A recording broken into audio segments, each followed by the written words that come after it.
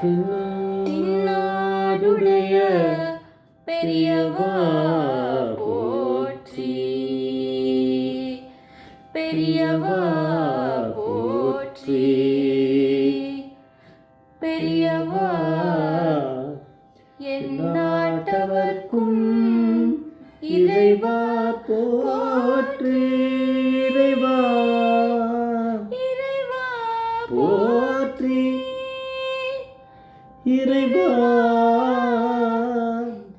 சர்வஜ்ஞா சர்வவ்யாபி மகா பெரியவா சரணம், மகா பெரியவா சரணம்,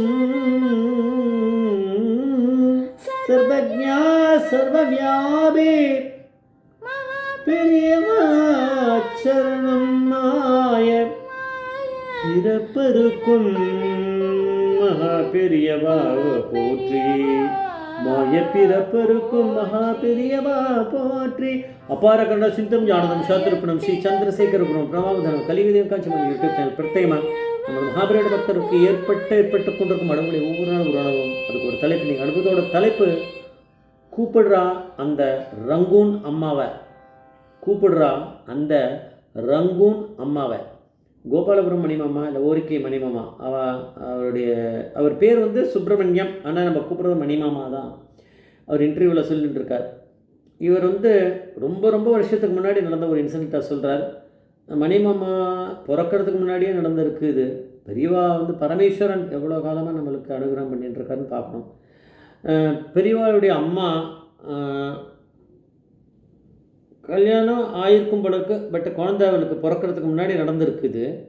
ஆனால் இப்போ அதுக்கப்புறம் மணிமாமாவோட அப்பாவையோ, அதாவது மணிமாமா இப்போ பிறக்கலை அந்த அந்த நேரத்தில் அவள் அம்மாவையும் பெரியவா வந்து ஒன்றும் பக்கத்தில் இருந்து தரிசனம் பண்ணி பேசி அந்த மாதிரி ஒரு பழக்கம்லாம் எதுவுமே கிடையாது அவளுக்கு. அந்த மாதிரி நேரத்தில் அவள் அம்மா வந்து அவள் அம்மாவோட அப்பா பூர்வீகம் எல்லாமே ரங்கூனில் அவள் செட்டில் இருக்கா. அந்த காலத்தில் அந்த பிஸ்னஸ் மாதிரி போய் அந்த ரங்கூனில் அங்கே போய் செட்டில் இருக்கா போல இருக்குது. ரங்கூனில் அதுதான் பூர்வீகம். அந்த பக்கத்தில் இருந்திருக்கா. இந்த பக்கம் இருந்தால் கூட அங்கே தான் போய் பிஸ்னஸ் பண்ணிவிட்டு அங்கே இருந்திருக்கா. அப்போ வந்து மணிமாமாலாம் பிறக்கலை, கல்யாணமாக இருக்கும்னு நினைக்கிறேன். அப்போது வந்து திரும்பி வந்திருக்கா அந்த ஊருக்கு போயிட்டு. அவள் அப்பா அந்த பிஸ்னஸ்லாம் அங்கே நடக்கிறது, அங்கே தான் போகணும், அதான் பூர்வீகம் மாதிரி ஆயிடுத்த வாழ்க்கை. அங்கே போயிட்டு கொஞ்சம் நாள் இருந்துட்டு திரும்பி வந்திருக்கா. போகும்போது அந்த கப்பலில் தான் போவா போல இருக்குது. அந்த காலத்தில் கப்பலில் போய் கப்பலில் திரும்பி வருது, அந்த மாதிரி தான் உண்டு போல் இருக்குது. அதனால் போயிருக்கா, வந்திருக்கா. இப்போ வந்தவா வந்து பெரியவாளை தரிசனம் பண்ணுறதுக்கு காஞ்சி மடத்தில் க்யூவில் நின்றுருக்கா. அப்போ வந்து அவள் பக்கத்தில் பேசின்னு இருப்பாள் இருக்கும். நீ எங்கேருந்து போகிற, எங்கே வர, அந்த மாதிரி கொஞ்சம் தெரிஞ்சவாளும் இருந்திருப்பாள். அந்த அவளுக்கு கல்யாணம் ஆகிட்டு இங்கேருந்து தானே அங்கே போயிட்டு வர. அதனால் அவளும் தெரிஞ்சவாளும் சில பேர் இருக்காளாம். அவளை கொஞ்சம் பண வசதி கொண்ட பொம்பளைகள் வாழலாம். அந்த பெண்மணிகள்லாம் கொஞ்சம் நல்லா பயங்கரமாக ட்ரெஸ் பண்ணிட்டு, நல்லா பட்டு புடவையாக கட்டிண்டு, கழுத்து கை காதில் மூக்கில் நகை போட்டுண்டு ரொம்ப பந்தாவாக இருக்கா போல இருக்குது. இவள் அம்மாவை பார்த்துட்டு, உனக்கு பெரியவா இன்றைக்கி தீர்த்த பிரசாதம் தரமாட்டா தெரியுமோ அப்படின்னு அவளாம் கிண்டல் பண்ணியிருக்கா. அவள் ஒன்றும் பதிலே பேச மாட்டாளாம். அவள் அம்மா பூனை மாதிரி பேசாமல் தான் இருப்பாளாம். ரங்கூன்லேருந்து நீ வந்திருக்க இல்லையோ, அதனால் உனக்கெல்லாம் தரமாட்டா. அதான் ஃபாரின் போயிட்டு வந்திருக்காளாம், அதனால் கடல் தாண்டி போனதுனால கிடையாது அப்படின்னு அவளாம் கிண்டல் பண்ணுறா. இவளாம் பண்ணிகிட்டே இருக்கா. பெரியவா அங்கே உள்ளே பூஜை பண்ணிட்டு இருக்கா. அந்த காலத்தில் பெரியவா சில சமயம் யார் கண்ணிலையும் படாமல் உள்ளே கூட பூஜை பண்ணுவாள். அந்த மாதிரி தான் பண்ணியிருக்கா. பெரியவா பூஜையை முடிச்சுட்டு சந்திரனுடைய பூஜை கொடுத்து வந்து இங்கே உட்காந்துட்டுருக்கார் ஒரு இடத்துல மேலே. அவருடைய ஆசனத்தில் உட்காந்துச்சு. முதல்ல வந்து அந்த நியம பிராமணா அப்படின்னு அந்த வேதம் அந்த மாதிரி நியம பிராமணா நிறைய பேர் அவளுக்கெல்லாம் கொடுத்துட்டு அப்புறம் பப்ளிக் கூப்பிட்டு பக்தர்களுக்கு தீர்த்த பிரசாதம் கொடுப்பார். சந்திரமனசன் பூஜை முடிஞ்சு நியம பிராமணம் முடிஞ்சுடுத்து. இப்போ பெரிய கியூ நிற்கிறது. அதில் கொஞ்சம் தள்ளி இந்த மணிமாமாவோட அம்மா அவள் வந்து கல்யாணம் ஆகி அப்போ தான் இருக்கா. அவள் குழந்தெல்லாம் ஒன்றும் பிறக்கலை, அப்படி இருக்கா.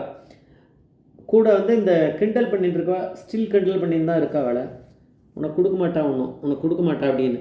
அப்போ பெரியவா வந்து அங்கேருந்து கையை காமிச்சு அவளை கூப்பிடு அப்படின்ற மாதிரி ஏதோ பண்ணியிருக்கா. அப்போ வந்து பாடசாலை வெங்கட்ராமன் இறந்தவர் கூட கைங்கரை பண்ணியிருந்திருக்கார். அவர்கிட்ட காமிக்கணுன்னா அங்கே எல்லாரும் என்ன கூப்பிட்றான்னு கூட நினைப்பாடே, யாரை கூப்பிட்றான்னு இப்படி தெரியும். பெரியவா வந்து உறக்க கத்தினாலும், போடா போய் கூப்பிடுறான் அந்த ரங்கூனம்மாவை அப்படின்னாலும். ஆனால் பாடசாலை வெங்கட்ராமன் ஏதோ வேகமாக ஓடி போயிருக்கார். போயிட்டு அந்த க்யூவில் போய் போயிட்டே கேட்டுட்டே போகிறாராம், ரங்கூனம்மா யார், இங்கே ரங்கூனம்மா யார். அப்படியே போனான்னா யாரெல்லாம் கிண்டல் பண்ணாலோ அவளுக்கு கப் சிப்புன்னு வாய முடின்ட்டா. அந்த ரங்கூன்லேருந்து வந்தவ யார், இப்போ மணியம்மாவோட அம்மா. அவள் அங்கே நிற்கிறா, அவங்க இருக்கா. நான் தான் ரங்கூன்லேருந்து வந்திருக்கேன், வாங்க ஒரு பெரியவா அவங்கள கூப்பிடுறா, உத்தரவாதம் அப்படின்னா. அப்புறம் போனான்னா அவளுக்கு தீர்த்த பிரசாதத்தை முதல்ல கொடுத்துறேன். நியம பிராமணா எல்லாருக்கும் முதல்ல கொடுத்துட்டு பக்தர்களில் ஃபஸ்ட்டு அவனுக்கு கொடுத்துருக்கா. ஏன்னா பெரியவாளுக்கு தெரியாதுன்னு நினச்சின்னு இருக்கா. இந்த கிண்டல் பண்ணுறவாள்லாம் ரங்கூன்லேருந்து போயிட்டு வந்தவா கொடுக்க மாட்டான்னு இவா நினச்சிட்டு இவளை கிண்டலை வேறு பண்ணிட்டு இருக்கா. அது சாதுவாக வேறு இருக்காளாம் மணிமாமாவோட அம்மா. பெரியவா அப்படிங்கிற பரமேஸ்வரன் விட்டுருவாளா? பெரியமா அவளுக்கெல்லாம் ஒரு பாடத்தை கற்பிக்கணும்னு நினச்சிருக்காரு. அதனால தான் பெரியவா கூப்பிடுறான் அந்த ரங்கூனம்மா. வேணாம், அந்த ரங்கூனம்மாவுக்கு தான் முதல்ல தீர்த்தம் கிடச்சிருக்கு பக்தர்களில். அப்படின்னா பெரியவாளை நம்ம பரமேஸ்வரன் அப்படின்னு நம்ம சொல்லாமல் இருக்க முடியுமோ? ஜெய் ஜெய்சங்கர் ஹரிசங்கர் மகாபிரிய பாதவேச்சர் மகாபிரிய பாதவேச்சாரணம்.